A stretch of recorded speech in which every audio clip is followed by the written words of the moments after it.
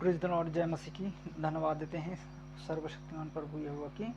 और यहाँ पर लिखा है रोमियो 7 का और 7 में हम पढ़ रहे हैं, तो हम क्या कहें, व्यवस्था पाप है? कदापि नहीं, वरन बिना व्यवस्था में पाप को नहीं पहचान सकता।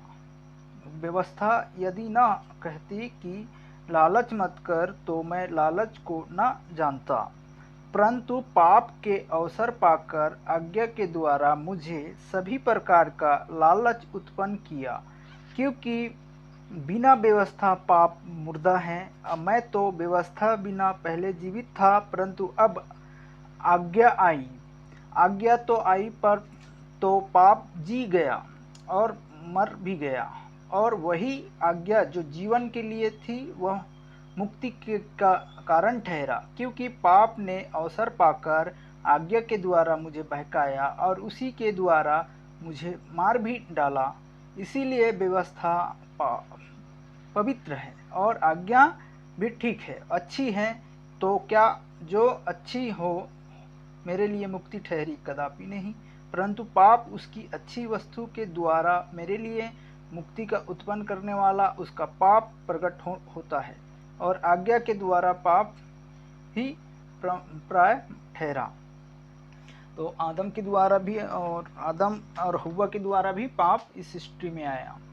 और पाप ऐसा है कि सबको धीरे धीरे धीरे धीरे करके सबको पाप में लेके चला गया, और पूरा संसार आज पापी मनुष्य पूरे पाप में भरा हुआ है, और सब धीरे धीरे करके पाप में बढ़ते चले जा रहे हैं। और परमेश्वर का मतलब प्रभु यीशु मसीह को कोई नहीं समझ पा रहा है। उनके विश्वासियों को या पास्टर को या पास्टरनी को या कोई भी सेवा कर रहे हैं तो उसे समझने में असफल हो रहे हैं, नहीं जान पा रहे हैं।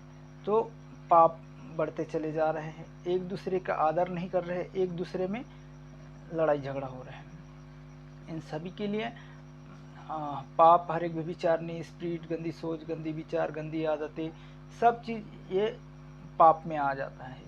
हर एक सोचना, विचारना, गंदा सोच, सब चीज़ इस पाप के व्यवस्था में आ गया। तो इसीलिए प्रभु यीशु मसीह कहता है कि धन्य है जो लोग जो मुझ पर विश्वास करते हैं। मैं तुझे उद्धार दूंगा और तुझे शांति दूंगा, और हर एक पापों से, हर एक श्रापों से मैं तुझे आज़ाद करूंगा। और परमेश्वर सारे बंधनों को, सारे हर एक स्पिरिटों को तोड़ता है, और हमें विश्वास करना चाहिए। और जिस क्षेत्र से देख रहे हैं, प्रभु यीशु मसीह आपको ब्लेस करें और गॉड ब्लेस यू।